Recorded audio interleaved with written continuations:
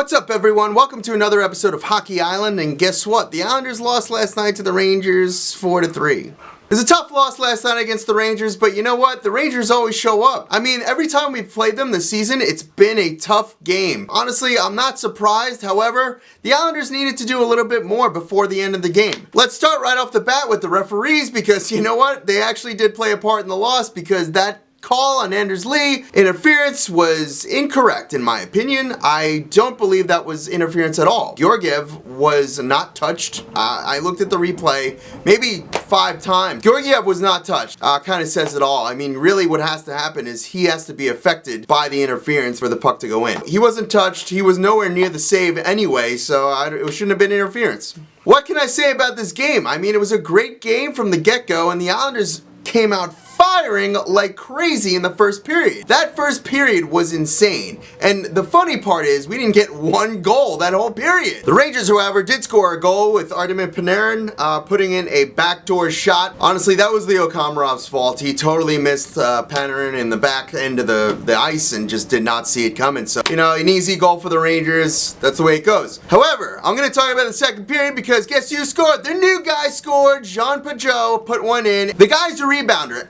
Every Senators game, I feel like I've watched, this guy has come in to get the rebound to put it in the net. That's just his thing. That's his MO. I like it. We need guys that follow up on the puck. Anytime we take a shot, we need a guy to follow up, and if he's the guy to do it, I'm cool with that. So you fast forward to the third period, you got Jordan Eberle putting in the puck to make it 3-2 Rangers, and I was getting nervous. Honestly, that third period was a nerve-wracking period. We had so many opportunities. I think at one point in the second period, the shots were 27-13.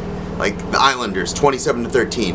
Which is insane if you think about it, that we were still losing the game. But finally, with 17.9 seconds left in the third period, Brock Nelson comes to the rescue. And he's done this before. That backdoor goal, he's done it. He's done it before. I literally did a backflip when I saw that goal go in. I'm sure the Coliseum erupted when that goal went in, so I was pumped. And then, of course, literally 28 seconds in the overtime period, Zibanejad on the Rangers puts one away. It was a shot and a half. That thing was a bullet. Varley was not stopping that thing. And if you watch the replay, Varley was like 10 feet out of the net. He was not stopping that. That was a bullet. So how do you surmise that game? How do you come back from that, play the St. Louis Blues in Blues Town, and somehow beat them? Well, you can do it, because you know what? The Islanders played pretty well last night. I am not really that upset with their performance. Think about the amount of pressure they were putting on the Rangers. Granted, we didn't put enough pucks away for us to win at all, but I am not upset about it. Hey, we got a point. We played pretty well. We're going into Blues Town to play the Blues. I am hopeful that we can beat the Blues in St. Louis and just call it a day and move on to Saturday, which is a huge game. Can I just note something really quick? If you look at the goaltender numbers, that kind of says it all. Georgiev was 42 of 45. That's insane compared to Varley's numbers, which I think was 24, 28. So did Varley play well? Yeah, I thought Varley played pretty well. I honestly didn't see one goal that I was like, Varley, you know, nothing like that. He did a great job. Really, all the regulation goals from the Rangers were tough goals. I mean, that back door started it off, and then beyond that, you just had tip-ins that were tough to stop. This has been the story with the Rangers. They love to tip the puck in, and they're pretty good at it. Now, I'm not really sure what else to say about this game because it was that straightforward of a game. You know, I had a great time watching it. Islanders-Rangers is always a great game. I can't really hate on it, but, you know, the referees did blow that one call.